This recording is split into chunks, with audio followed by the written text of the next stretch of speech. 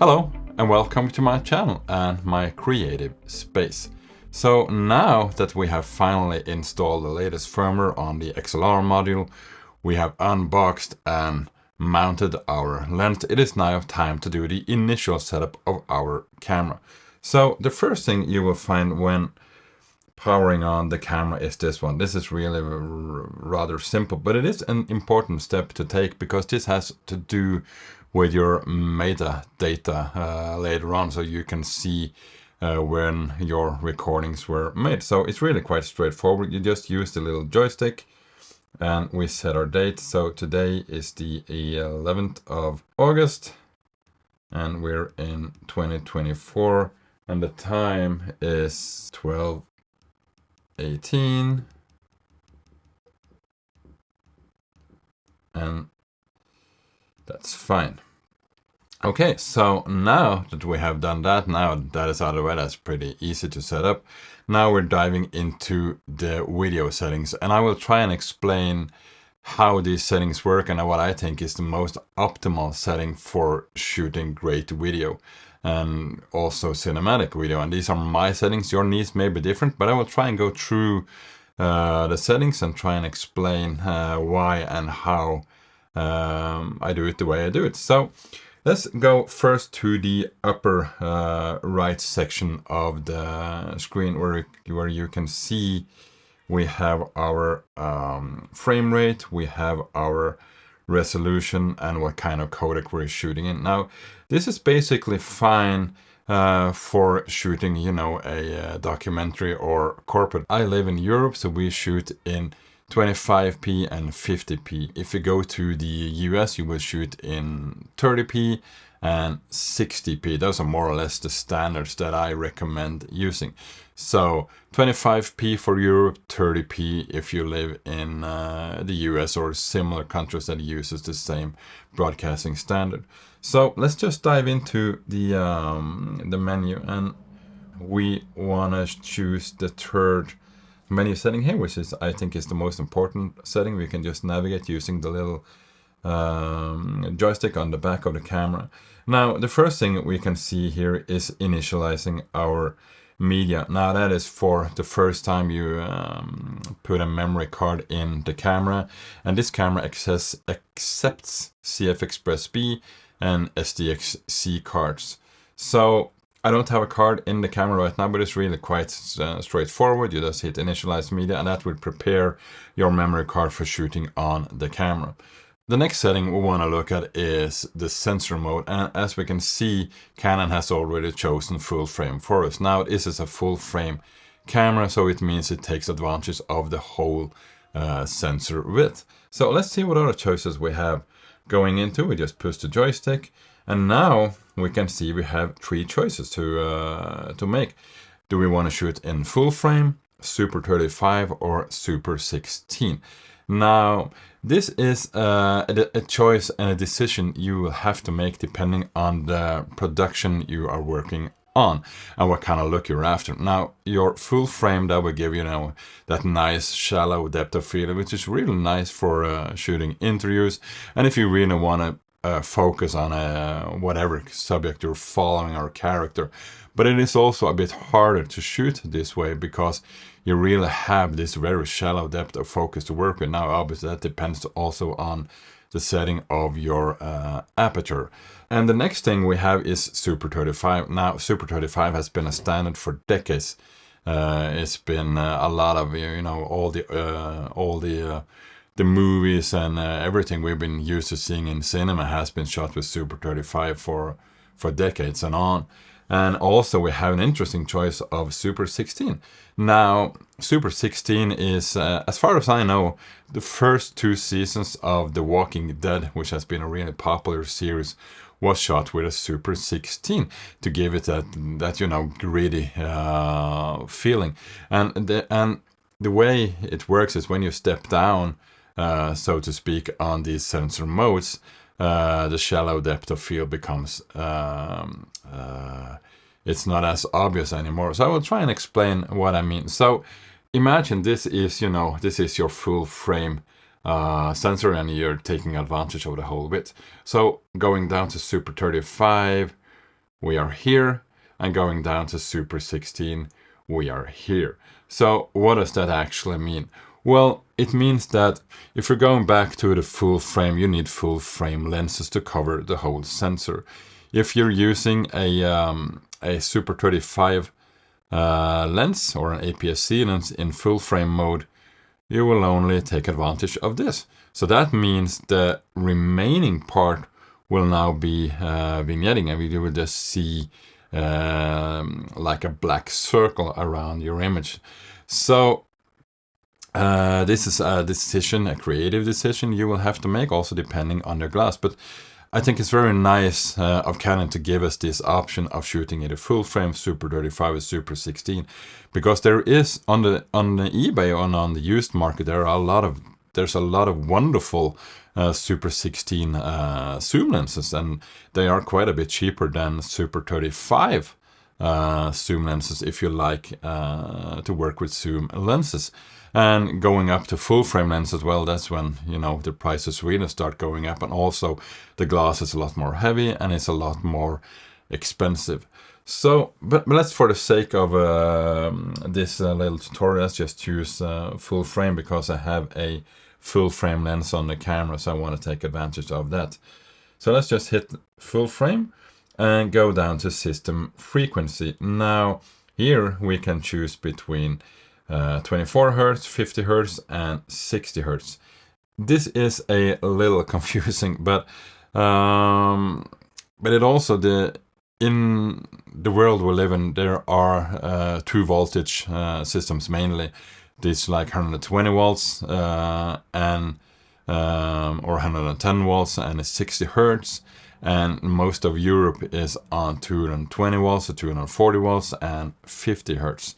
Now, if you do mess up these settings, that will cause flickering when you're shooting inside under fluorescent or whatever kind of lighting. It doesn't have to be fluorescent, but whatever lighting you are shooting in. I messed up when I shot a documentary in Canada because that is 60 Hertz. My camera was set to 50 Hertz and I had all this rolling shutter going on. It looked really, really awful, and so I had to leave that part out of the documentary, but that was on me.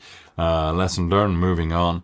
But this will also depend on the frame that you are shooting. So because I am in Europe, I live in Norway, and we have 25p and 50p and 50 Hertz, so I will go ahead and choose 50 Hertz. If you're in the US or similar countries, just choose the 59.94 or 60. But for the sake here, we're going to choose 50 Hertz. And now we're coming down to what is a really big decision. This can, it's not going to make or break your production, or more or less actually. So let's just go into the main rec format and see what we have to work with. Now, this has to do with our codec choice. So Canon has graciously decided that we are going to use the XFAVC codec. Now, XFAVC codec, that's a really wonderful codec to work with. There's a lot of information in the color information, and it's a really great codec also for broadcasting and straight off delivery. You don't have to do anything else.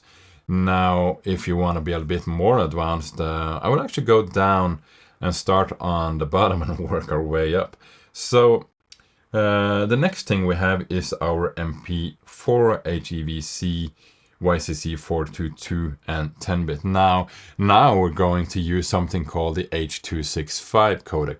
Now H.265 is a very efficient codec, and it doesn't take up a lot of space, but it is a lot more computer intensive, and it takes a really good computer to play back and edit those files. So if saving space on memory card and hard drives is important to you, then you can consider the 265 codec. But just be aware that it takes a lot more and puts a lot more strain on the computer you are working on, whether it's a Mac or a Windows-based system you're on. So just be aware of that. And dropping down to, I won't even, I won't hardly touch this one. But this is the same codec, but now we're dropping down to a 420 color space, and it's still 10-bit. But this is a setting I wouldn't recommend for professional use. Quick turnaround, okay, if you just need to deliver something really fast, where you need small file sizes, but other than that, I wouldn't go there. And also the last one, 420 and 8-bit. Now we're really in a codec I wouldn't want to use at all. This is reminding me of, the going back to the HDV days, like 15 years ago, where we shot in 420 and 8-bit. Looked wonderful back then, but the world has moved on, and so has the camera. So I would avoid that setting. So let's go back up and see what other choices we have. So here we have our HDMI RAW. Now that means we can push a RAW signal out of the HDMI port, and we can record that on what I think there's only one or two choices on the market, and I think that is the offerings from Adamas, the Ninja, I think it's called the Ninja Ultra now, which can record 8K RAW, but I really don't see the point in doing that extra step, as long as you can record RAW internally in the camera. I mean, why bother with an external recorder? And also, as I said in my previous video when we went over the camera, is this camera only has a micro HDMI connector, so it's not a real robust. So I would recommend avoiding it unless your setup already is there, but I would recommend looking into getting a CF Express B card instead. So let's just, for the sake of arguments, let's just going to choose RAW LT and see what happens. So now we have chosen the RAW LT as our main recording format, and we can see where now, if we go down to where it says the main resolution bitrate, I mean, that has been chosen for us. It's grayed out. There's nothing we can do about it. And now we are recording 8K RAW. Now 8K RAW, that's a lot of data. That's a lot of data to work with. And we can see it compresses at over 2,000 megabytes a second. Whopping 2,140 megabytes a second. That's a lot. That's a lot of data, and that's a lot of information. But it certainly gives us a lot to work with. So I would only recommend this setting for shooting a high-end commercial where the client will actually pay you for working with this, because down the pipeline in your workflow, you have to have a very powerful computer to be able to process all this data coming off it. So, but let's see what happens when we have chosen our RAW LT, and obviously our main recording destination has to be CF Express. I don't know why SD card is an option here, because you can't record 8K RAW to an SD card, as far as I know, because there are no cards that are that fast and reliable. So I will choose CF Express, and let's go down and see what happens when we switch over to our frame rate, because 50p, I think that's too much. Doesn't give me that cinematic feeling that I'm looking for. So let's drop down to 25p. Now what we can see has happened, we're now down to 25p, but our bitrate is also down half of that. So that we're now to 1070 megabytes a second. Now that's a lot more computer friendly to work with. Now we can actually start working with these files on our computer. It's still intensive, but it's a whole lot better than 50p.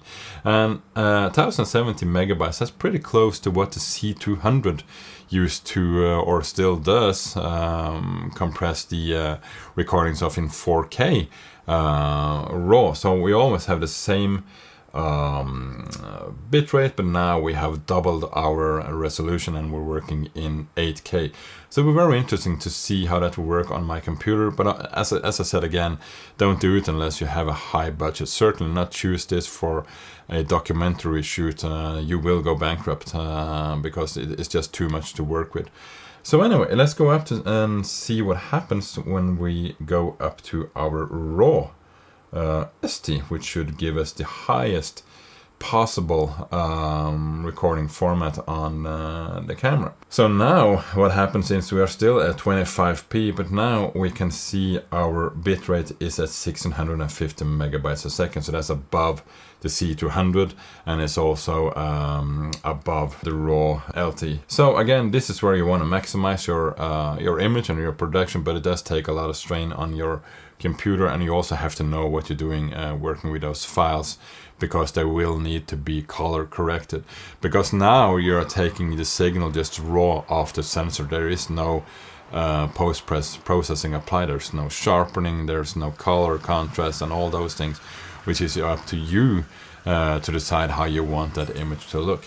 What I think is a bit of a bummer, because I have a C300 Mark III, which is a wonderful Super 35 camera, and it can record 4K RAW.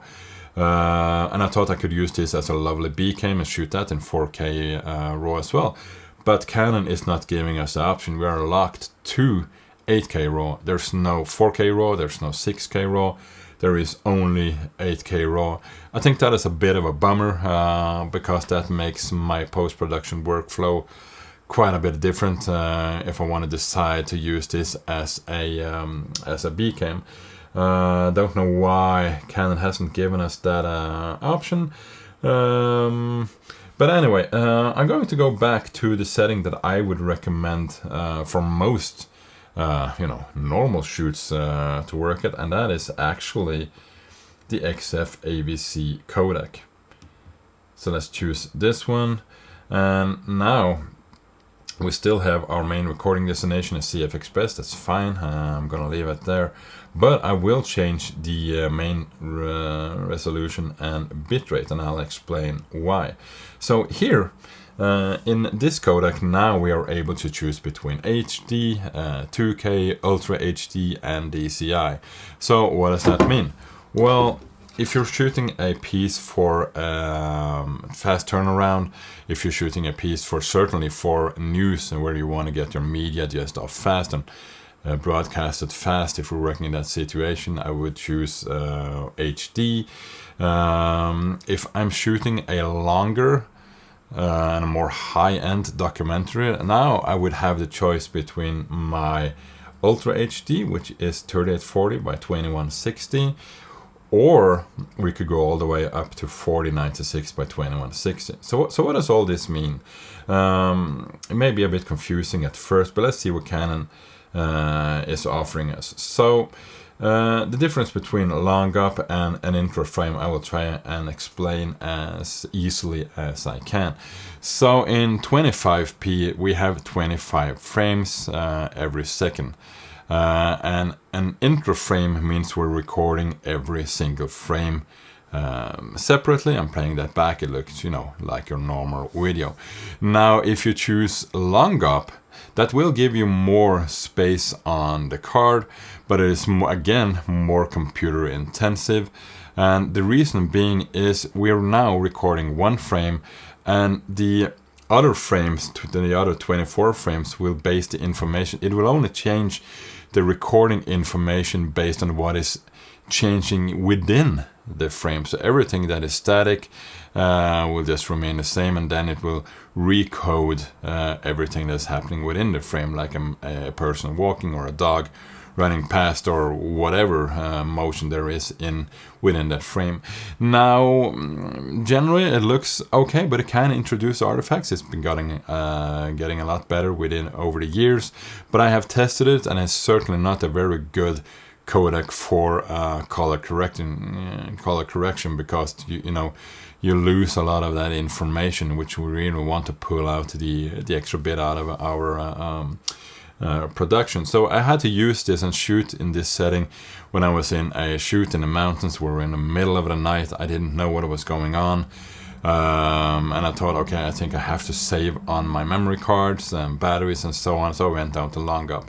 So I had to make sure that my exposure was spot on and my white balance was spot on, and I knew that the colors I was getting were, they were fine, nothing spectacular. But I'm bringing those back into post. It's not a problem. The problem comes when you're trying to color correct, and you can do minor adjustments, but you can't color correct very much of that image. So what I recommend is going with an Intra frame, and that is whether you're shooting in HD or in Ultra HD or DCI. So choose the Intra frame.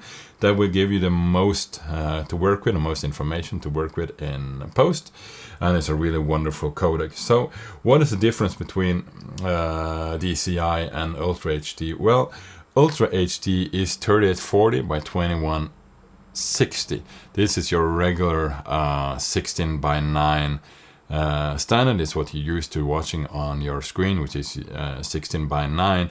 But going up to 4096 by 2160, now it's getting really interesting, because now we're in the cinema world. Now we're shooting 17 by 9.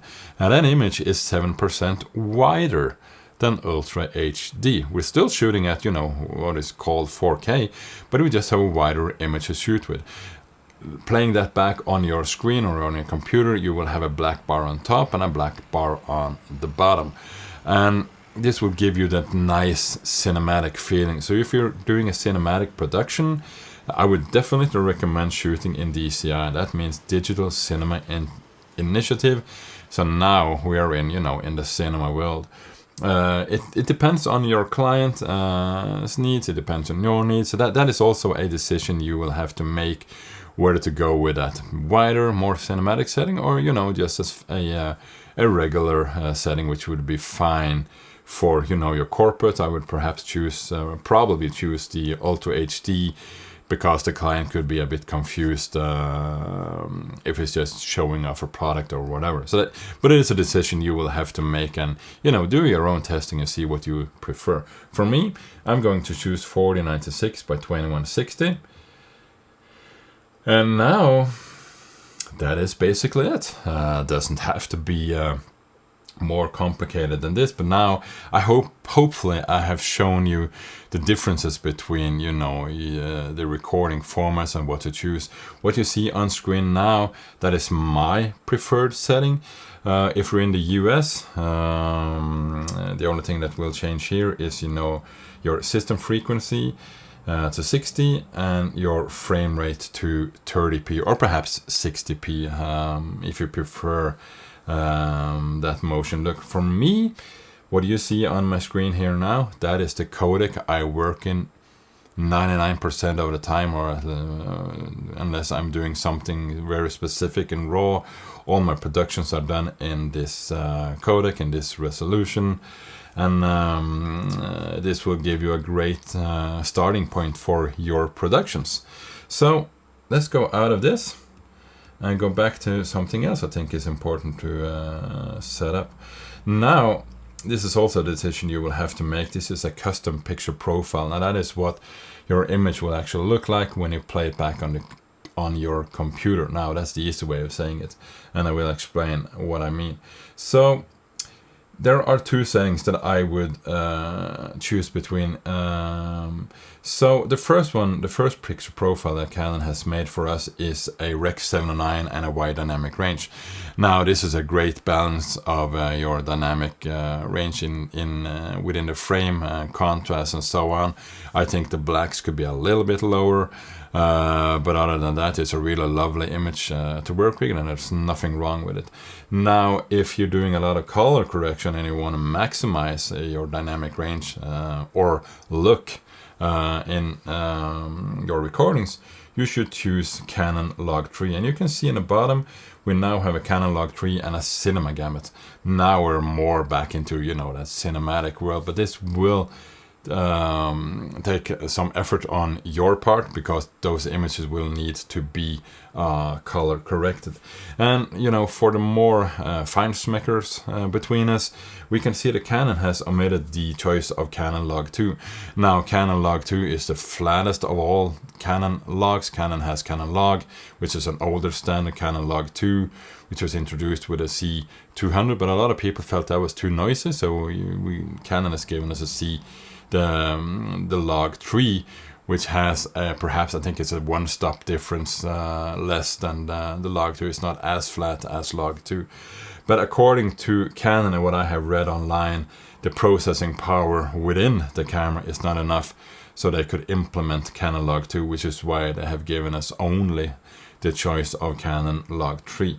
So these are basically the two settings I would choose between. If you're fast turnaround, choose your wide dynamic range. If you like to color correct and want to maximize that image, go with Canon Log 3. I'll just quickly go through the other two settings as well. So now we are in something called the BT 2020 standard. Now that's a standard that everyone thinks is coming. It hasn't been implemented just yet. This is, you know, the next step after your Rec 7 and 9. So I would avoid that for the time being. And the next thing we can consider is whether you want to shoot in HLG. Now this is a hybrid. This is your hybrid log gamma, and we're still in a 2020 space. Again, I wouldn't recommend unless you're specifically shooting with this and know what you're doing. For me, I don't use it. I don't know any productions, documentary productions here that uses it. So that's why I recommend either going with the Canon Log 3 or the wide dynamic range. For the sake of this, I'm just going to choose wide dynamic range for now. So let's just hit that with the joystick and go back up to what else I think is important. So iris mode manual, yes, I do like to shoot my lenses in manual. Thank you very much. Iris increment, I do want to have that finer stop. We can choose between 1/13 stop and a half a stop. That's, you know, the downside of working with still lenses, because you have this little jump in exposure. It doesn't look very nice, but at least this gives us the option of not looking as bad. And we can also choose fine increment, which I am going to do, because that will give you the nicest, so to speak, look when shooting with RF glass, like the one I have on the camera right now. So let's see what else they're giving us. So shutter mode, angle. Okay, so now here you can choose between your speed and your angle. So angle is more for that cinematic production. If you're used to shooting on film or like to shoot within that cinematic realm, you can choose your angle, or you can just choose your speed. For the sake of this, I'm going to leave it at our angle. Base ISO, auto selection. Do I want the camera to choose my ISO for me? Not so sure. We can see the Canon is giving us two base ISO at 400 and 1600. Now, this is where Canon feel the Canon R5C performs the best. That has to do with a signal to noise ratio, where it will give us the cleanest, best image to work with. So for your normal daytime shooting, choose 400, and if you're shooting in more low light, 1600 is not. I mean, this is not a low light camera like the Sony A7S III, but I will go with ISO 400 because I like to introduce more light into my scenes. So let's just choose that one. ISO gain. I'm used to shooting in ISO. So let's leave it at there. And manual, yes, I don't want the camera to do anything automatic for me. So I will leave these settings here. And now I think we're over to something that is a bit more important on when you have chosen a camera such as this. Canon, how should I put it? I mean, as a professional shooter, we don't want people to know we're actually shooting in autofocus. Now, do we? But the autofocus on Canon is really good, and sometimes it pulls better focus than I do manually. So I am actually going to enable it. And now we can see my lens is starting protesting and started working. So the continuous AF means it is continuously focusing. I mean, obviously you can stop this if you want to. And I want a whole area of the AF frame. Normally I would just have it set to large. That is usually more than enough. And we can choose, you know, your AF speed and AF response. Now this will differ from lens to lens, so that is something you will have to experiment with to see what performs best with the lenses you have chosen for your company and production. Moving on, face detection and tracking. Yes, I think that is very important. So let's just turn that on. This will give us other choices, and now we can choose between face priority or face only. Face priority, yes, that will choose the face for me. Face only, then it will only, if there's a face showing up, it will focus on that. I think I will leave it to face priority. I think that is the most important thing. So let's leave it at there. And eye detection, definitely, you know, the eyes is, you know, looking into our soul, and that is the most important thing to have in focus when you're shooting a character. There's no discussion, so we will just leave eye detection on. Head detection mode, detect from face. Detect from face and head, detect from face. I will leave this on detect from face. I will do a little bit of experimenting and see what works best, but for now I'm going to choose I actually think I'm going to choose detect from face and head, so it doesn't get confused when there's a head, when the head, you know, is turning around, so it doesn't lose focus. I will experiment a little, but I will leave it at here for now. So let's just move on. Automatic black balance, yes, that's fine. Everything here I will just leave at off for now. And digital IS, no, I don't want the camera to do digital image stabilizing for me, as long as this lens doesn't have an optical image stabilizer. So the settings we have gone through now, those are more or less the most important settings I can think of for getting you out shooting great video fast with the Canon R5C. I do hope you did find this little walkthrough of the settings interesting. I hope you learned something new and there's something you can take away from it. And if you did, if this was helpful in any way, please consider subscribing to my channel. There's a lot more like this coming. Please give it a thumbs up, and remember, always keep working on that dream. Thank you very much, and I'll see you in the next one.